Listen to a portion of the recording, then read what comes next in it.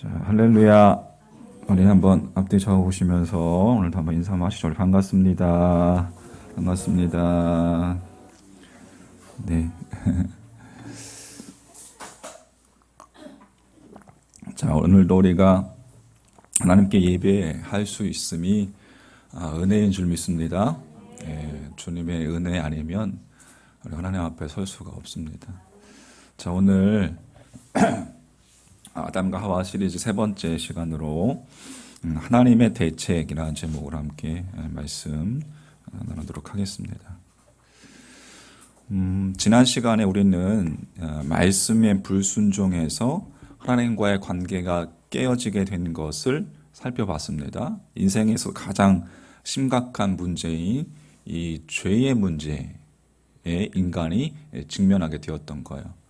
그러나 아담을 여전히 사랑하시는 하나님께서 그를 용서하시기 위해서 부르시죠. 심판하기 위해서가 아니라 구원하시기 위해서 부르셨습니다. 그런데 아담이 기어들어가는 목소리로 대답합니다. 창세기 3장 10절에 보면 이르되 내가 동산에서 하나님의 소리를 듣고 내가 벗었으므로 두려워하여 숨었나이다. 우리는 여기서 죄가 들어오면 어떤 일이 일어나게 되었는지를 알게 됩니다. 죄가 들어오니까 하나님의 임재가 두려워졌습니다. 그동안 하나님께서 얼마나 아담이 하나님으로 기뻐했습니까? 그죠? 동물들의 이름을 지어줄 때에 하나님께서 창조하신 창조의 기쁨을 아담이 함께 누렸단 말이에요. 그 기쁨의 동산에서, 에덴 동산에서 하나님께서 임재하실 때마다 기쁨으로 그렇게 나아갔습니다. 그런데 한순간에 그 모든 기쁨을 잃어버렸습니다.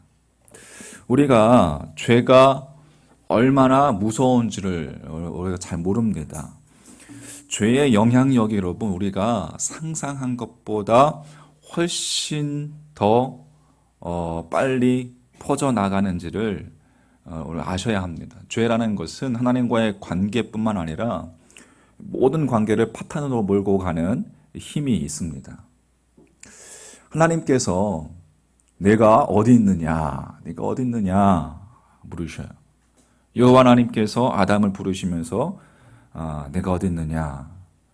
매우 중요한 질문이라고 했습니다. 매우 중요한 질문. 죄를 지으면 어디에 있어야 하는지를 망각하게 됩니다. 그래서 숨어버리는 거예요. 마땅히 있어야 할 곳에 있지 않고, 마땅히 있어야 할 자리에 있지 않고, 마땅히 있어서는 안 될 곳에 있는 것은 죄가 가져다 준 결과라고 할 수가 있겠습니다. 내가 벗었으므로 두려워 숨었나이다. 들어가는 소리로 아담에게 그렇게 이야기하는 아담에게 누가 너의 벗었음을 알렸느냐? 내가 먹지 말라고 명한 그 나무 열매를 내가 먹었느냐? 하고 하나님께서 또 물으셨습니다. 하나님께서 여러분 모르셔서 물으시는 게 아니시죠. 자기가 저지른 잘못에 대해서 어떻게 하기를 인정하는지를 물으신 겁니다. 죄가 즉 내 안에 들어왔다는 것, 내가 죄에 감염되고 말았다는 사실을 자각하고 있는지를 물으시는 거예요. 아담이 제가 하나님의 명령을 어겼습니다. 하나님의 말씀에 불순종했습니다. 말씀을 지키지 못했습니다. 하나님 아버지, 제가 이제 죽게 되었으니 용서해 주세요. 라고 죄를 시인하고 용서를 구했다면 끝입니다. 된 것입니다. 그런데 무엇라 이야기합니까? 하나님이 주셔서 나와 함께 있게 하신 여자, 그가 그 나무 열매를 내게 주므로 내가 먹었나이다. 라고 대답해요. 자, 이 말에는 여러분, 하나님에 대한 원망과 하나님에 대한 비난도 실려 있는 것입니다. 선악과를 주어서 먹게 한 여자, 하나님이 주신 여자 아닙니까? 하나님께서 제게 주신 여자 아닙니까? 여자의 잘못이기도 하지만 그 여자를 제게 주신 하나님 잘못이기도 합니다. 예. 진흙으로 빚어진 그릇이 토기장이한테 왜 나를 이렇게 만들었냐고 오늘 새벽에 결국 아담은 하나님과 여자에게 책임을 전가하고 있습니다. 죄가 내 안에서 어떤 일을 벌이고 있는지 여러분 보이십니까? 죄가 하는 일이 무엇인지 여러분 아시겠습니까? 죄라는 것은 우리의 생각과 우리의 이성을 마비시키면서 우리를 갉아먹습니다. 수치심과 또 두려움과 그 고립감에 빠진 나머지 내가 이 지경이 된 것은 다 당신 탓입니다. 라고 책임을 전가시킨다는 그게 죄입니다. 죄를 시인하고 자백하면 죄가 힘을 잃어갈 텐데 힘을 잃고 떠나갈 텐데 오히려 그 죄를 붙잡고 놓아주지 않았습니다. 자, 하나님께서 아담을 물끄러미 바라보시다가 그 얘기를 듣고서 여자에게로 시선을 돌리십니다. 그리고 13절 말씀 여호와 하나님이 여자에게 이르시되 네가 어찌하여 이렇게 하였느냐 여자가 이르되 뱀이 나를 꿰므로 내가 먹었나이다. 여자도 아담처럼 한 번의 잘못을 그냥 시인하면 됐었는데 시인하지 않았습니다. 뱀이 꿰어서 할 수 없이 먹었다고 그렇게 변명합니다. 물론 뱀이 여자를 유혹한 것은 사실이지만 안 먹겠다는 사람에게 억지로 먹인 것이 아니라는 뜻이죠. 아담과 여자는 자신의 자유의지로 선택하고 결정한 것이에요. 만약에 그때 아담과 여자가 즉시 죄를 시인하고 회개했더라면 선악과 사건은 그 자리에서 종결되었을 것이고 우리는 아마 지금 에덴 동산에서 살고 있을 것입니다. 기쁨의 동산. 하나님께서 뱀을 쳐다보십니다. 이제 그리고 뱀에게는 묻지 않습니다. 어떤 것도 묻지 않고 바로 죄를 판단하시고 저주를 내리십니다. 14절 말씀. 여호와 하나님이 뱀에게 이르시되 네가 이렇게 하였으니 네가 모든 가축과 들의 모든 짐승보다 더욱 저주를 받아 배로 다니고 살아있는 동안 흙을 먹을지니라. 뱀의 그 입천장 안쪽에는 야콥 손이라는 기관이라는 주머니 모양의 후각 기관이 있다고 합니다. 그러니까 뱀이 혀를 날름거리면서 흙먼지를 말아 올리면 그 야콥 손 기관이 냄새를 맡는 거예요. 그러니까 먹는 게 아니라 그 모습을 보고서 흙을 먹는다고 표현한 것입니다. 그러니까 흙을 먹는다는 것은 저주로 인해서 네가 수치스러운 존재가 된다는 뜻입니다. 그러니까 죄에는 엄청난 중요한 것은 죄라는 것에는 엄청난 파괴력이 있다는 거예요. 그러나 그 저주가 다가 아니었습니다. 그 다음 구절에 하나님의 깊은 뜻이 담겨 있습니다. 자, 15절 말씀 보세요. 창세기 3장 15절 말씀 같이 한번 읽어볼게요. 15절 시작. 내가 너로 여자와 원수가 되게 하고 내 후손도 여자의 후손과 원수가 되게 하리니 여자의 후손은 내 머리를 상하게 할 것이요 너는 그의 발꿈치를 상하게 할 것이나 하시고. 예. 하나님께서 여자의 후손을 통해서 메시아를 보내실 것이라고 말씀하시는 것이죠. 그분이 오셔서 뱀의 머리를 부숴버릴 것입니다. 부숴버릴 것이다. 이것을 원시 복음이라고 그렇게 이야기합니다. 구원은 처음부터 하나님의 뜻 안에 있었다는 것을 우리가 알게 되는 거예요. 하나님의 계획 안에 있었다는 것을. 하나님은 창조주인 동시에 구세주이시면서 하나님의 그 계획에는 인간의 잘못된 선택에 대한 대책이 있었다는 것입니다. 처음부터 들어 있었다는 거예요. 그리스도인들이 믿는 바 신앙 고백을 여러분 정리해 놓은 그 고백서가 있는데 많이 몇 가지가 있는데 그 중에 우리가 웨스트민스터 신앙 고백이라고 있습니다. 소요리 문답 가운데 이렇게 묻고 답하는 가운데 16번째가 바로 이 아담의 첫 범죄로 전 인류가 타락하였습니까? 라고 질문하는 소요라 문답 가운데 그 질문이 있습니다. 원죄의 문제를 다루고 있는 것이죠. 그 질문에 대한 답은 이렇게 기록되어 있습니다. 아담과 더불어 언약을 세운 것은 아담 자신만을 위하여 하신 것이 아니요 그의 후손까지도 위하여 하신 것이므로. 자, 범죄로 전 인류가 타락했습니까? 라는 그 질문에 먼저 이렇게 기록하고 있는 거예요. 아담과 더불어 언약을 세운 구원의 언약이죠. 그 아담 자신만을 위한 것이 아니고 그의 후손까지도 위하여 하신 것이므로 그로부터 보통 생육법으로 출생하는 모든 인류는 그의 첫 범죄에 참여하여 그 안에서 범죄하였고 그와 함께 타락하였습니다.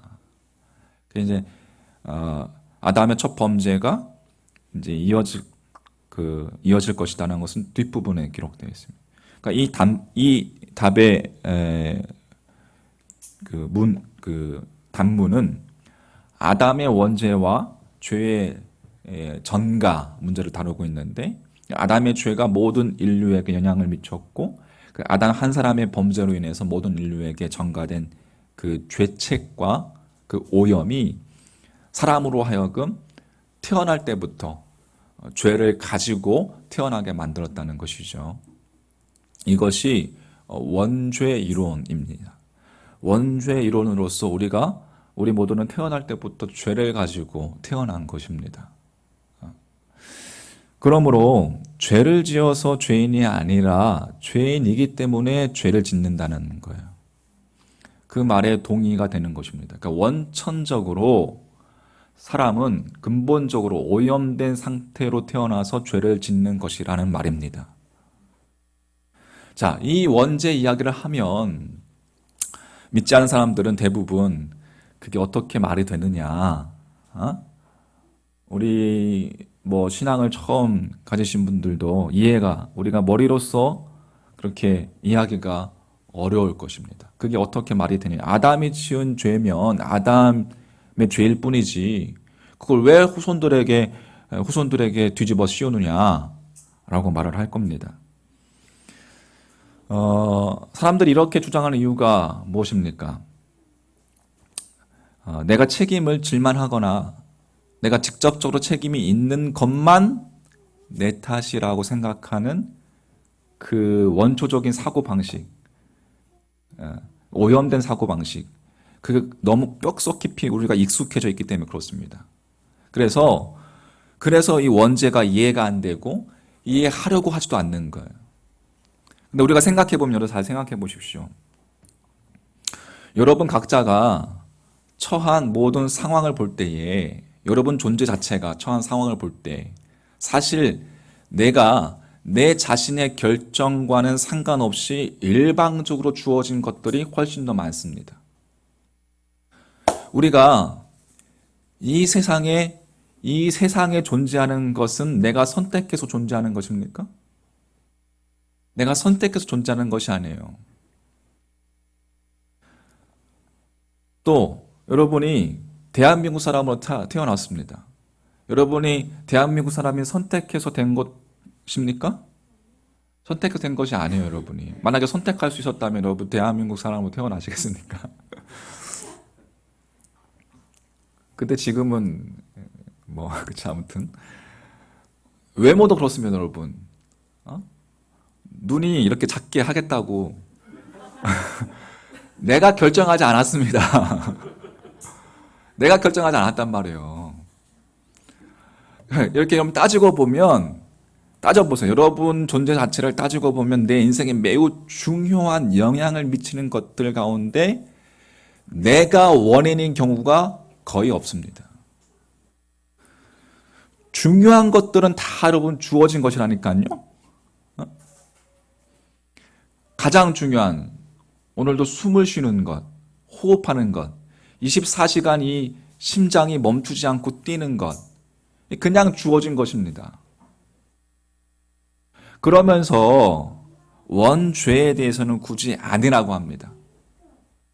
그러나 성경은 이것에 대해서 확실하게 이야기합니다. 로마서 5장 12절 말씀이 이러므로 한 사람으로 말미암아 죄가 세상에 들어오고 죄로 말미암아 사망이 왔나니 이와 같이 모든 사람이 죄를 지었으므로 사망이 모든 사람에게 이르렀느니라. 사망 안 하는 사람이 있습니까? 원죄라는 것은 한마디로 대표성의 원리라고 해요. 그러니까 인류의 대표로서 아담이 범죄해서 모든 인류가 죄의 종이 되었다는 것입니다. 그 대표성의 원리를 인정해야 하는 매우 중요한 이유는 원죄 이론을 인정하지 못하면 반대로 우리를 구원하시겠다 언약하신 예수 그리스도의 십자가도 인정할 수 없기 때문에 그렇습니다. 그것을 인정해야지만 온 인류의 대표성의 원리, 대표로 십자가의 대속제물로 돌아가신 주님의 은혜가 내게도 미치는 겁니다. 한 사람의 범죄함으로 말미암아 모두가 죄인이 된 것과 마찬가지로 한 사람이 순종함으로 우리 모두가 구원을 받게 된 것입니다. 할렐루야. 그 한 사람이 바로 예수 그리스도, 메시아, 구세주 예수 그리스도라는 거예요. 예수 그리스도가 십자가에서 죽으시고 주의 말씀에 순종하심으로 예수님의 그 십자가의 능력을 믿는 모든 자들이 구원을 받게 된 것입니다. 할렐루야. 하나님께서 우리를 사랑하시는 증거가 예수 그리스도라는 거예요. 예수 그리스도의 십자가. 로마서 5장 8절 말씀, 잘 아는 말씀이죠. 이 말씀은 꼭 암기하셔야 우리가 아직 죄인 되었을 때에 그리스도께서 우리를 위하여 죽으심으로 하나님께서 우리에 대한 자기의 사랑을 확증하셨느니라. 할렐루야. 하나님과 깨어진 단절된 우리를 위해서 하나님께서 독생자 예수 그리스도를 세상에 보내시고 우리의 죄를 위해서 대속제물이 되게 하셨어요. 우리의 다리가 되게 하셨다. 그 순간 우리가 예수의 대속을 힘입어서 하나님과 화해하는 길이 열렸고 하나님께로 갈 수 있는 길이 열렸고 길이요 진리요 생명 되신 예수 그리스도 말미암아 하나님께로 갈 수 있는 다리가 생기게 된 것입니다. 할렐루야. 예수 그리스도의 십자가의 사랑이 하나님의 대책이었다는 거예요. 하나님의 대책. 성경은 계속해서 그 대표성의 원리에 대해서 우리에게 이야기해 줍니다. 로마서 5장 18절 말씀에도 그런즉 한 범죄로 많은 사람이 정죄에 이른 것 같이 한 의로운 행위로 말미암아 많은 사람이 의롭다 하심을 받아 생명에 이르렀느니라. 다시 말해서 의로운 행동, 그게 뭐예요? 예수님의 십자가로 모든 인간이 구원을 받게 되었다는 것입니다. 그러니까 모든 인류는 아담 안에서 정죄와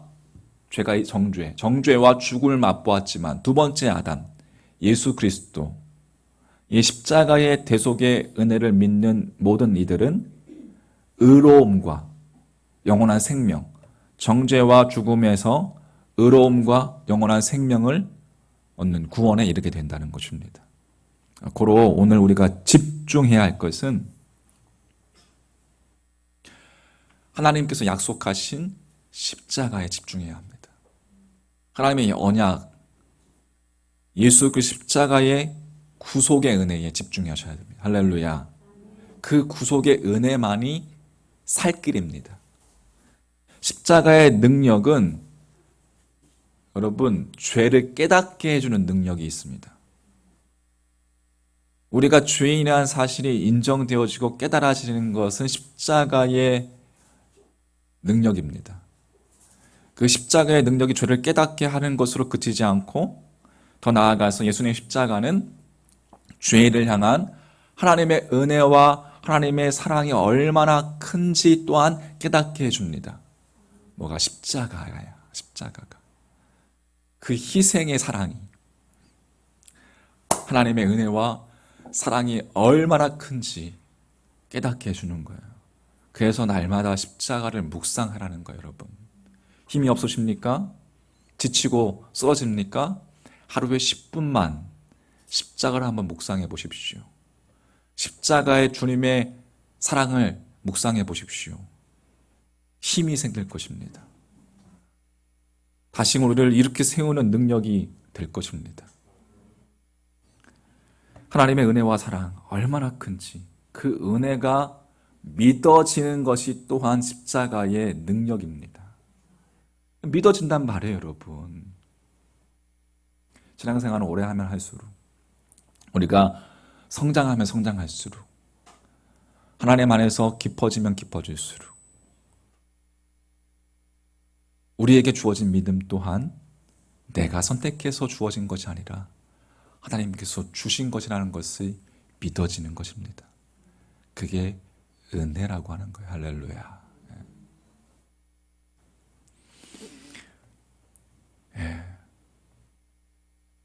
사도 바울은 나의 다 된 것은 다 하나님의 은혜로라.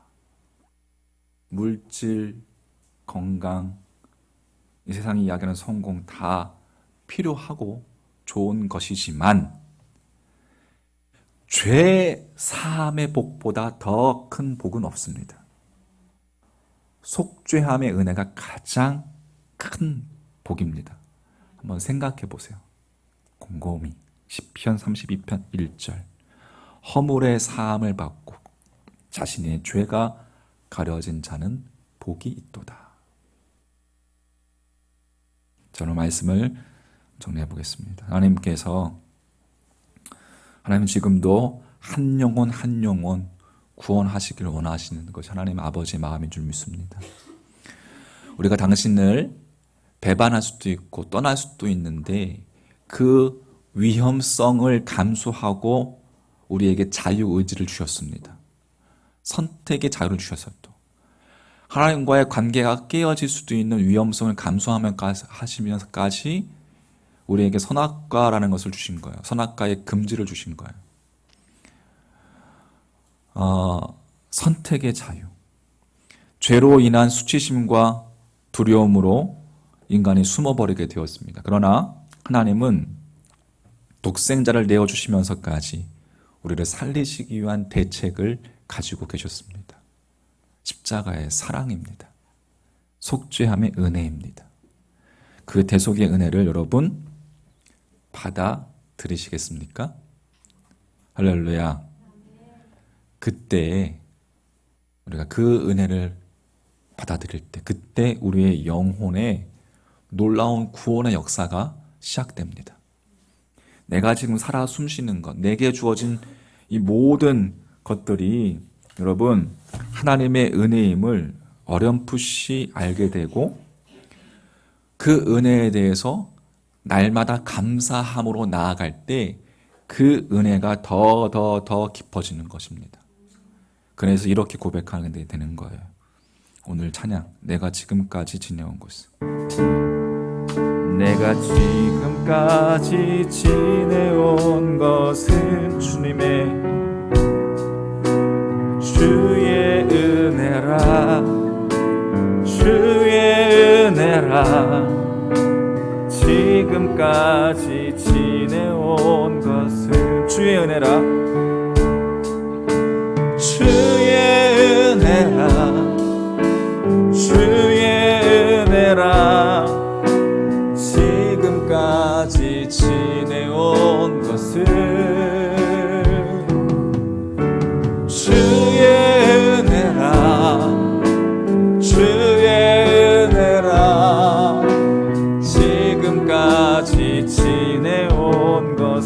하나님의 자녀된 것은, 내가 하나님의 자녀된 것은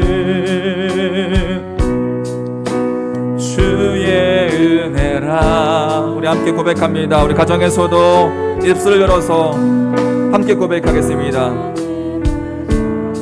내가 하나님의 자녀된 것은, 내가 하나님의 자녀된 것은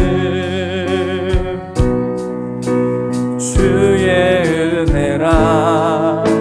주의 은혜라.